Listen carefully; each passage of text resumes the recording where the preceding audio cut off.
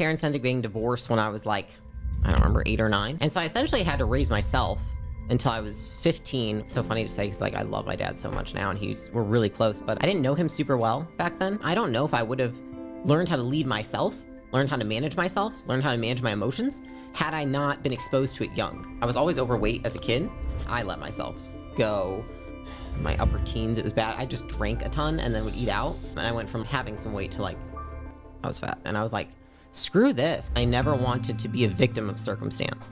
I'm gonna use this, I'm gonna make my life fucking awesome. Started getting into fitness. I pursued figuring out food, working out. I started going to the gym and like lifting by myself. I ended up losing like 85 pounds. I think going through a fitness transformation is really similar to becoming someone who's successful in business. And so then I went to college for exercise science. 2 years in, I realized this is not gonna do anything for me. I didn't take it seriously. I wasn't like a bad student, but I also wasn't like super good. I just thought it was useless. And I was like, I can learn more on my own. It was in that moment that I was like, I want to invest in myself, and I started looking at Tony Robbins and Jim Rohn and all that stuff. I lived in Michigan at that point in time. It wasn't a lot of opportunity. So I packed up my Prius. It was 2 days after I graduated college. I just drove out to California and got some disgusting apartment as cheap as I could find. Oh, this is in the ghetto. Great. This is good for a single, like 21-year-old girl. I moved there.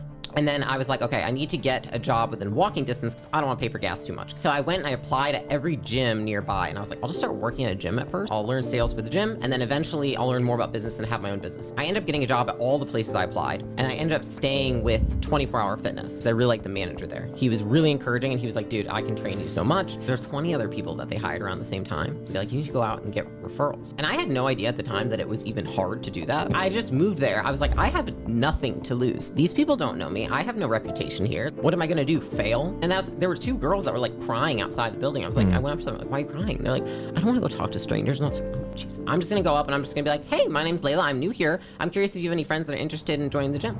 Work to learn not to make money when you're young. And so I was like, okay, I have learned enough here. I get how this works. I don't want to move up the corporate ladder. I heard about this guy who had this really great gym. He's like a fantastic leader and he really knows how to run a business. I want to go learn from that guy. And so I went and worked at his gym. What it allowed me to see was that the same effort it takes to build a small business, it's the same effort to take a big business. It's almost harder to have a small business even, because there's less opportunity for people. If people have a big vision for themselves, they don't want to work at a small business. I'd been dating when I was in Michigan. When I went to California, I was like, I just want to build up my career. Like, I want to be successful. And that was all I really cared about. I always knew, I was like, I want someone that's equally as powerful. In every relationship before I met Alex, I was always like the dominant one in the relationship. And I realized, I was like, I don't really want that. I want someone who's almost more dominant than me, or at least could be equally powerful. I swiped on Alex. I messaged him because it was Bumble. And so the girl also messaged the guy first. He called me and we talked for like 20 minutes and he was like, I consider this to be like our first date. So then we went for Froyo the next day, which I tried to get out of, and he was like, no. I said I was sick or something. I think I was hungover. We didn't talk about like relationships at all. We actually just talked about business the whole time. So we like walked for 4 hours. Basically on the first date, we should work together. Like, I want to start this new business. You seem like you can sell and you understand business and you like all this. You should do it with me.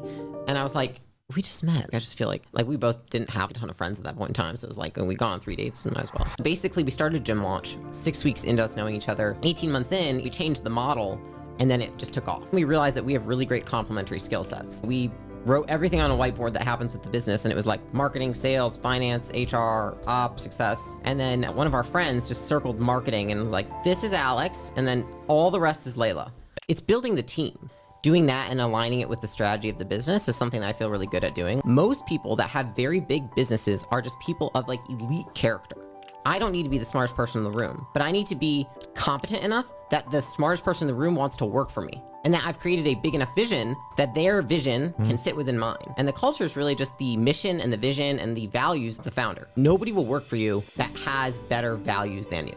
They will go find somebody else who has better values. With acquisition.com, it's sincere candor, unimpeachable character, and then competitive greatness. These are the principles that we use to make decisions for the company. I want to be the CEO of acquisition.com when it hits $1 billion. I have to become a different person in order to hit $1 billion or to hit 10 billion. What propels me now is more of a desire to honestly just meet my future self and see what's possible. I could do anything that anyone else this earth has done. And I think that's really freaking cool. Now it's more of a desire to see what that looks like and to meet the person that I have to become when I put myself in situations where there's more pressure to become that kind of person. Setting a goal so big that I am forced to change and evolve in a positive way as a human in order to get there.